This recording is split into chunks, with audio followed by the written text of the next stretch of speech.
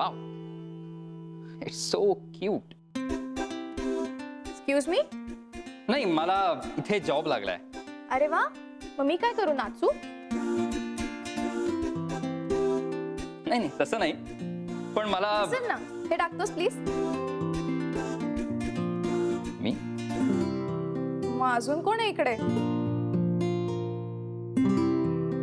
तुला जॉब लागलाय ना इकडे, मग आता सिनियर्सचं ऐकायचं. प्लीज हे टाक ना.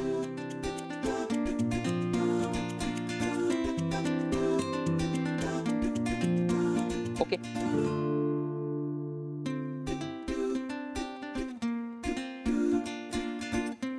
द्या सर, मी टाकतो. कसं आहे सर, आजकाल कॉलेजातच नाही, ऑफिसमध्ये सुद्धा रॅगिंग होते. फार मनावर नाही घ्यायचं, चालायचं. सर, पण आपल्या ऑफिसमध्ये सगळेच लोक ह्यांच्यासारखे नाहीत बरं का. गजानन महाराज शपथ. मी रघु. काही काम पडलं तर सांगा, बंदा हाजीर आहे. Nice to meet you Raghu. Same to you sir. आणि उद्या येताना ऑफिसमध्ये पेढे घेऊन या सर. आणतो. हा. गजानन महाराजांची शपथ. अरे वा, जमलं आपलं. मन बरं आहे. जेनी. हाय. हाय.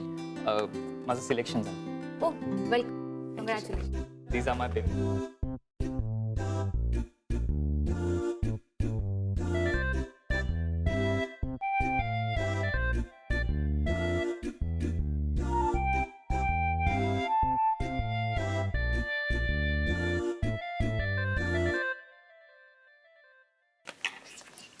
काका, अजून एक पोळी घ्या ना. राधिका, अगं बास आता, पोट भरलं माझं. तुम्हाला स्वयंपाक आवडला नाही का? अगं काहीतरीच काय, तुझ्या हातच्या स्वयंपाकानं इतकी चव आली जिभेला, नाहीतर ते पत्त्याचं खाऊन खाऊन अगदी कंटाळा आला होता. मग अजून एक घ्या ना, घ्या. अगं बास आता. राधिका, ऊस गोड लागला म्हणून मुळासकट खायचा नसतो. आणि आता वयोमानानुसार झेपत नाही ग एवढं खाणं.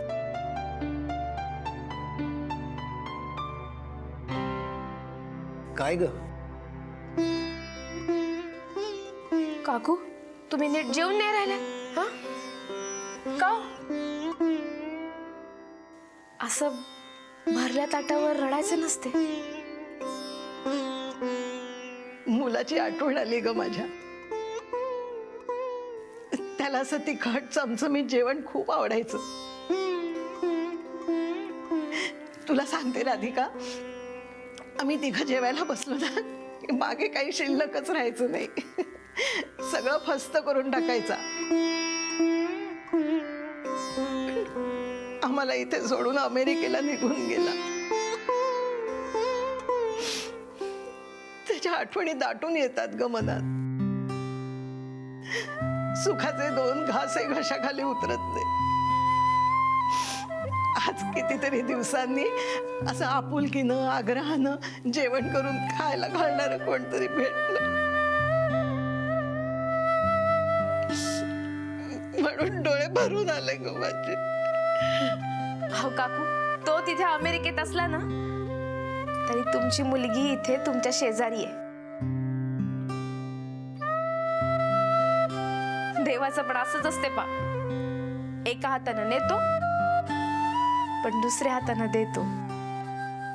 राधिका, तुझे उपकार आहेत आमच्यावर. काका, आपल्या माणसाचे कधी आभार मानायचे असतात? हो, त्याच्याकडनं हक्कानं काम करून घ्यायचं. आपलं रक्ताचं नातं नसलं ना तरी मनाचं नातं आहे, आणि मनाचं नातंच जास्त मोठं, नाही का?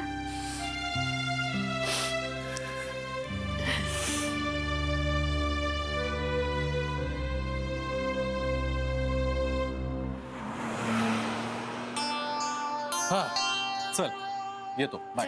चल ना थोड्या वेळावरती. नाही डार्लिंग, आज नको, आज घरी जातो. आधीच घरी जाम बोंबाबोंब झाली. कशाची? ते अथर्वच्या वाढदिवसाला मी जाऊ शकलो नाही ना, त्याची. सो वॉट या, कामात होतास ना तू, आणि तुझ्याच कामावर घर चालतं ना. एवढी साधी गोष्ट कळत नाही का तुझ्या बावळट बायकोला? नाही तसं नाही बच्चा, पण सोड यार, तू ना हल्ली खूपच घाबरायला लागलास तिला. अरे हु is she?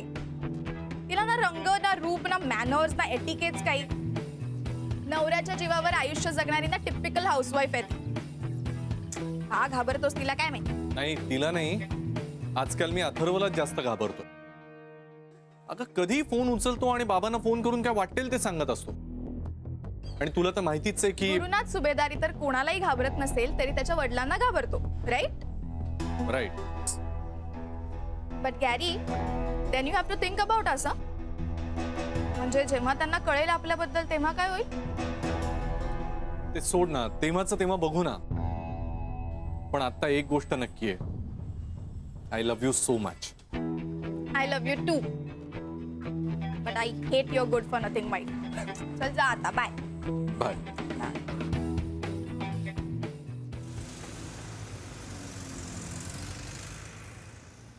Gurunath, Gurunath sorry, Gurunath म्हणून तुम्हाला नावानं हाक मारली, पण तसंच करावं असं वाटलं.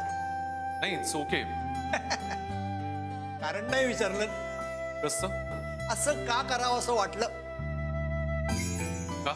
कारण तुम्ही आता आमचे जावई झालात. जावई? हो म्हणजे अहो, तुमच्या बायकोने आज आमच्याशी एक नवीन नातं निर्माण केलं. आज राधिका आमची मुलगी झाली, त्यामुळे तुम्ही आमचे जावई म्हणून गुरुनाथ म्हणून हाक मारली. सॉरी मिस्टर महाजनी, मला काही कळत नाहीये तुम्ही काय बोलताय. Will you please explain? Yes yes, sure sure. आज सकाळी गंमतच झाली. तर असं झालं, बकुळा आज कामावरच आली नाही आणि मग राधिका घरी आली. कशी तब्येत? हा? अगं अगं राहू दे राहू दे. आणि तू कशी आत्ता इथे?